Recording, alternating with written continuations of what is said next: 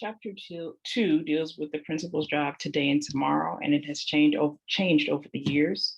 It asks those questions: what do you consider to be the major tasks of a principal? Prioritize these tasks in the order of importance. As you plan your daily and weekly schedule, what proportions of time would you allocate to each of these tasks? And it's really difficult to really look at that and see, because I've seen principals in different realms. It's difficult to see how they would organize that, or it's difficult for me to really organize that at this point. However, within this section, it talks about defining that role, the ideal versus the reality of the role. I think it's important that they emphasize the standards and looking at those standards as they continually, I guess, as they change and as they grow, using those standards as your goal as you are leading out as a principal. But there are some key things that obviously people look for. It's planning, organizing, leading, and then controlling. And that refers to a whole spectrum of things. When we're talking about leading, that's dealing with guiding and motivating and supervising people. Controlling refers to the principal's evaluation responsibilities. And so that includes reviewing and regulating performance and giving feedback. Planning means setting goals and objectives for the school, which, and the principal doesn't do that alone, I feel like, but the principal is the main one who pushes that. And then, organizing. I think I did bringing together who you need to bring to for the financial, physical resources that are available to the school and moving forward in that. So planning, organizing, controlling, planning, organizing, leading, and controlling are the main aspects of as we look at defining that role as a principal. And then we also look at some of the school leaders' licensure continuum standards that are also very important to refer to as they do change. The other defining part that they speak about is that and we have to really look at, difficult to look at defining the role of a principal in terms of just outcomes. And that's what we like to do overall, but the problem with that is that the outcome is not necessarily the only thing that we need to look at, because if we just look at the outcome, we're not really looking at how they're getting to those outcomes.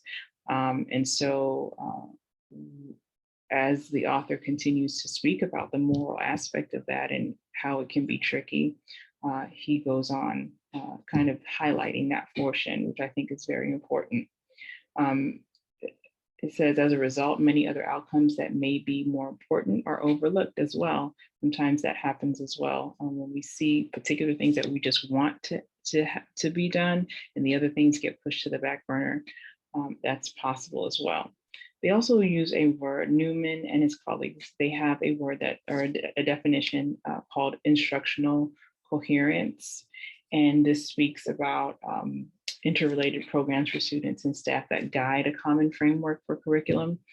I think that's so very important in any school because I find that sometimes people don't connect what we're doing and maybe our assessments or maybe our even our standards or yearly summative assessments or formative assessments, we're not connecting that together. And so creating that type of intentional program where you are guided by a framework is very important because this teacher could be doing something totally different than the other teacher. So it's important to do that. It is, and it's important, I think, overall for the success of a school. So the second portion that I really wanted to talk about was the thick visions, a value-based approach. As I read through it, it spoke about a couple of things that stood out to me.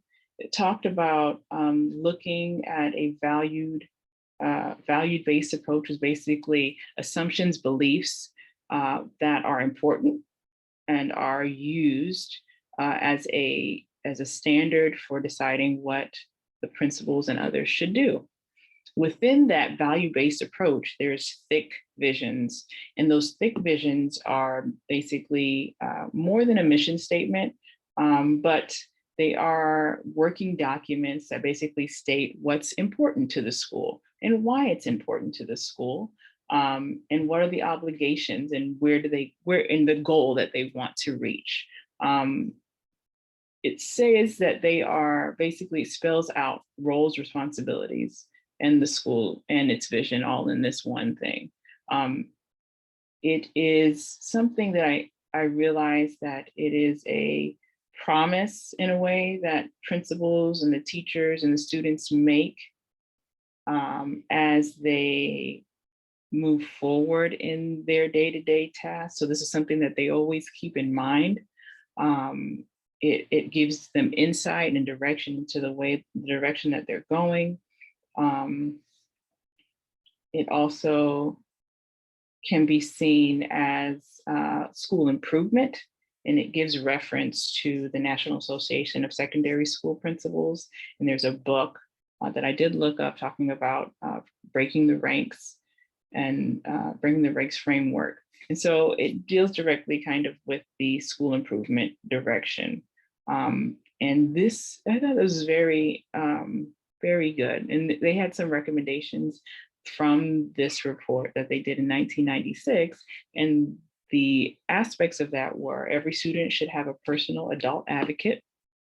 The Carnegie unit should be replaced and refined. Students' anonymity should be banished. Teachers should meet no more than 90 students per day. A personal plan of progress should be developed for every student. Imaginative, flexible scheduling should become an order of the day. And then every principal and teacher should have a personal learning plan. And so those are some of the things that they automatically, 7 recommendations they automatically add to that as principals break the ranks, I guess, using that terminology, and as they develop a thick vision for students and for the school. And I think those are very important aspects that we all need to do, whether it's elementary or secondary schools.